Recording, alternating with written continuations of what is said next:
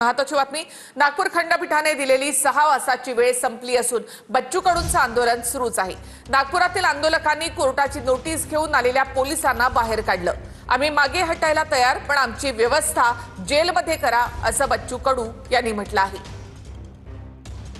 पोलिसात आम्ही सांगतोय, आम्ही इथून तुम्ही म्हणाल तिथं जायला तयार आहे, पण व्यवस्था तुम्हाला जेलाची करावी लागेल। आम्ही इथून हटायला तयार आहोत। आमची व्यवस्था जेलात आपण करावी। न्यायालयाच्या म्हणण्यानुसार आम्ही हे जेल भरो आंदोलन करायला तयार आहे किंवा इथून हटायला तयार आहे, पण पोलिसांनी आम्हाला इथून कोर्ट न्याय आमच्या जेलात नेण्याची व्यवस्था करावी। बरोबर आहे ना? जेवढी ताकद आहे तेवढी वापरा। आम्ही हात वरते करून सरेंडर होऊन कोर्टात ताब्यात व्हायला तयार आहे।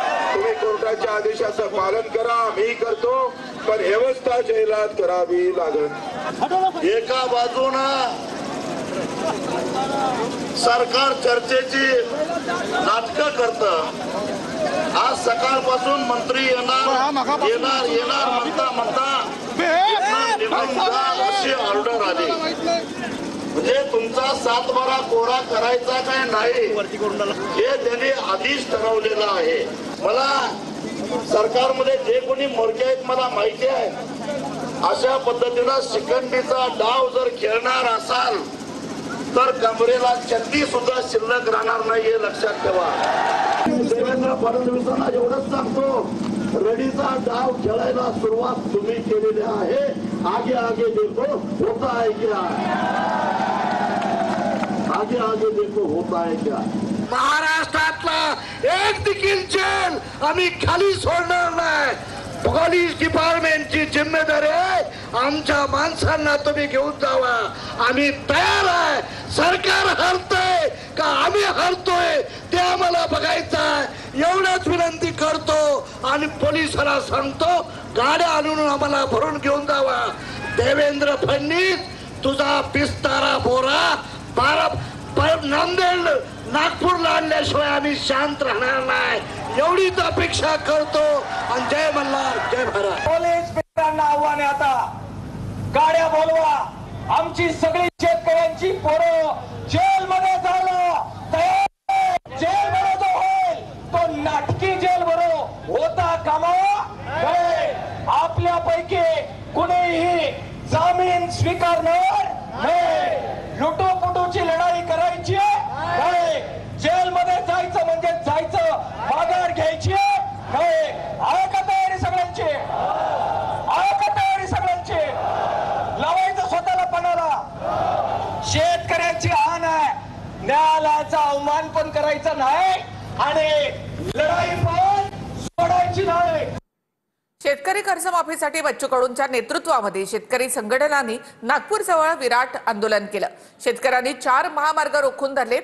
आंदोलनासंदर्भातील दिवसभराचे अपडेट्स आपण पाहूयात।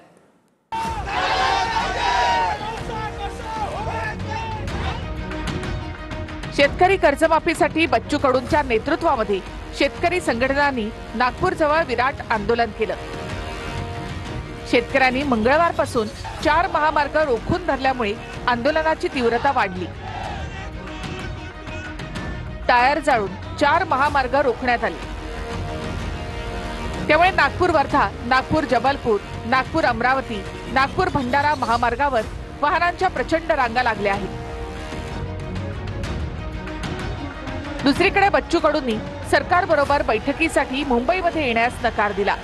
तोडगा निघाला पाहिजे। सगळ्या लोकांचा अडचण निर्माण होऊ नये हा आमचा प्रामाणिक प्रयत्न आहे आणि मुंबईला बोलावलं आहे। आम्ही म्हणतो त्यांनी इकडे यावं नागपूरला, ते म्हणतात तुम्ही मुंबईला, एवढाच फक्त प्रश्न राहिलेला आहे। ते आता आम्ही बसून निर्णय घेतो। लोकांना त्रास होईल अशा प्रकारच्या गोष्टी त्या ठिकाणी करू नये। मग अनेक वेळा अशा आंदोलनांमध्ये काही हौसे नवसे गवसे असेही शिरतात। अनेक लोक शिरून, अनेक प्रवृत्ती शिरून त्या ठिकाणी काही ना काही हिंसक वळण त्याला कसं लाभेल असेही प्रयत्न करत असतात। त्यामुळे त्यापासूनही सावध राहण्याची आवश्यकता आहे। सगळ्या प्रकारच्या चर्चेची सरकारची तयारी आहे। चर्चा करावी आणि त्यातनं मार्ग काढावा। बच्चू कडू यांना अर्बन नक्षलवाद ठरवायचा प्रयत्न होतो, तर आंदोलकांना अर्बन नक्षलवादी ठरवणं हे कितपत योग्य आहे? मग भ्रष्टाचाराने अर्बन नक्षलवादी का ठरवत नाही तुम्ही तुमच्या मंत्रिमंडळातल्या? तुमच्या मंत्रिमंडळात जे अनाकोंडा बसल्या सगळे बरं का, त्या अनाकोंडांना तुम्ही अर्बन नक्षलवादी का ठरवत नाही? आंदोलनामधून मार्ग काढण्यासाठी गिरीश महाजन आणि बावनकुळे यांनी बच्चू कडूंना फोन करून समजावण्याचा प्रयत्न केला. यावेळी बच्चू कडूंनी बावनकुळेंना आम्ही मुंबईत येणार नाही, नागपुरात बैठक घ्या असं स्पष्ट सांगितलं. बैठक आम्ही मुंबईला नाही येऊ शकत. हे आंदोलन सोडून मुंबईला कसं येऊ? विमानानं आले 2 घंटे, तिकून आले 2 घंटे, बैठकीले 2 घंटे, पुरा दिवस जाईल. आणि उद्या आंदोलन हातात नाही राहिलं तर काय करायचं आम्ही? बैठक आता हे आंदोलन सोडून आम्ही तिकडे कसं मुंबईला येऊ शकतं? नागपूरला ठीक आहे.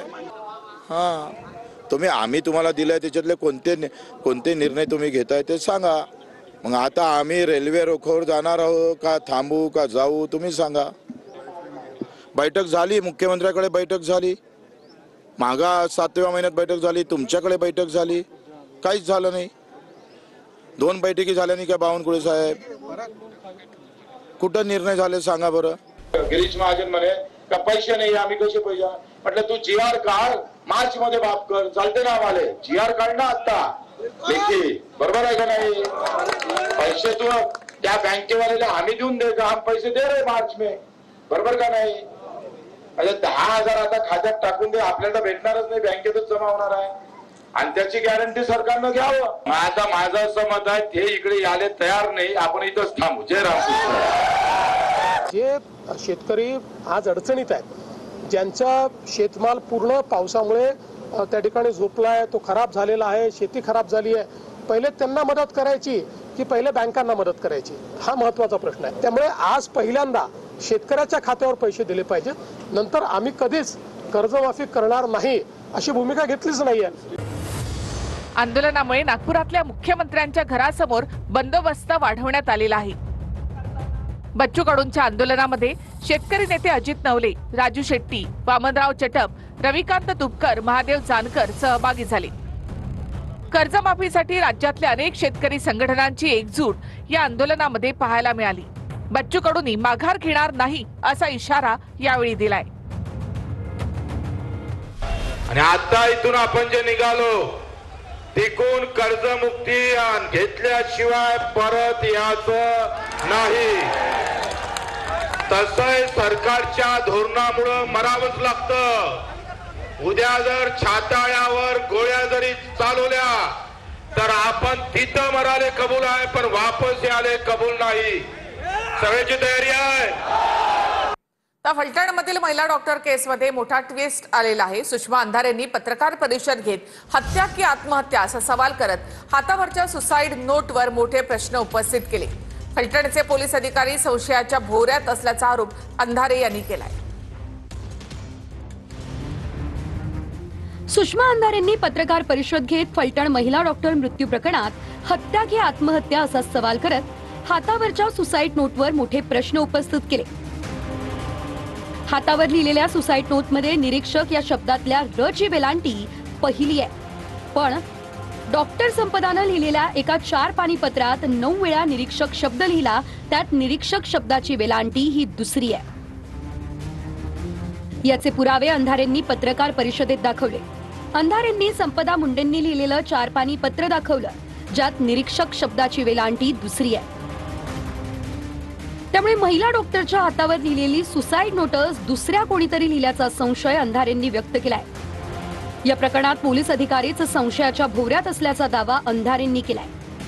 माझा संशय मी पहिल्या दिवशी मांडतेय की जर पोलीस डिपार्टमेंटच संशयाच्या भोवऱ्यात आहे तर त्यांनी सांगितलेल्या गोष्टीवर मी का विश्वास ठेवू? जर मयताची बहीण सांगते की हस्ताक्षरामध्ये फरक आहे आणि तो फरक काय, तो ढोबळमानाने मी आपल्या समोर आणलाय की 4 पानी नोट मध्ये जर 9 वेळा निरीक्षक शब्दाला र ची वेलांटी दीर्घ केलेली आहे आणि हातावरच्या नोटवर मात्र र ची वेलांटी ऱ्हस्व आहे, तो व्हेरी क्लिअर.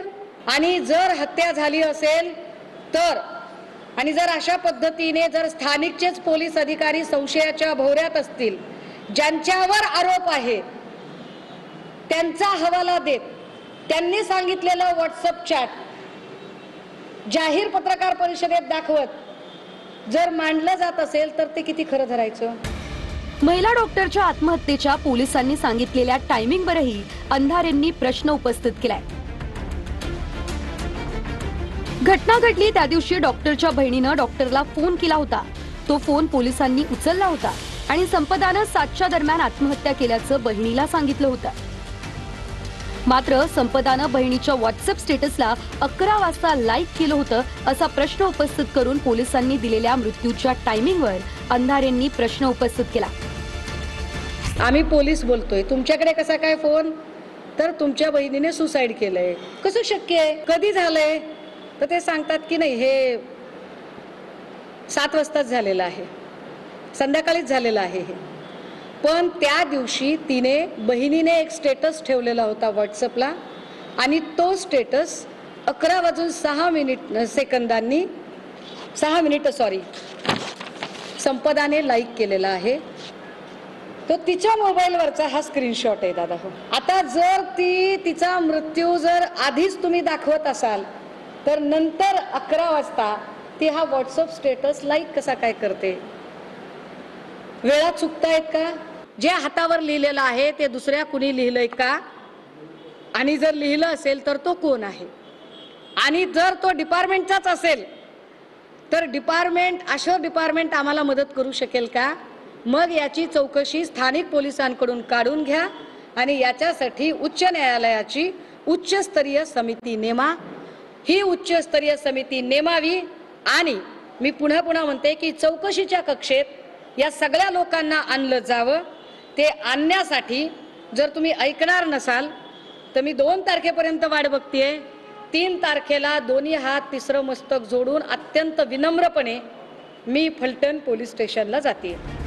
या प्रकरणात पोलीस संशयाच्या घेऱ्यात असल्यानं हा विषय उच्च न्यायालयाच्या देखरेखीखाली व्हावा अशी मागणी अंधारेंनी केली आहे. फलटण डॉक्टर आत्महत्या प्रकरणामध्ये रुपाली चाकणकर यांच्या राजीनाम्याच्या मागणीसाठी सुषमा अंधारे आक्रमक झाले आहेत. चाकणकर यांनी यामध्ये पडू नका असा इशारा सुषमा अंधारे यांनी दिलाय.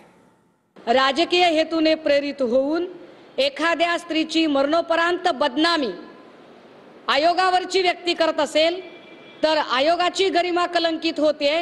अशा व्यक्तीचा सुनील तटकरे यांनी राजीनामा घ्यावा.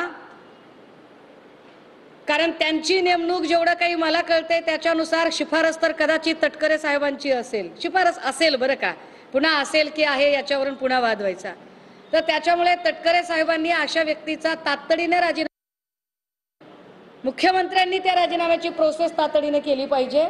तुमच्यातल्या कुणीही अजिबात तोंड लपवायची गरज नाही. तुमचं लेकरू हुशार आहे, कर्तबगार आहे. व्यवस्थेने जर त्या लेकराचा बळी घेतला असेल तर व्यवस्थेशी भांडायचं बळ उजळ माथ्याने आपल्याकडे आलं पाहिजे.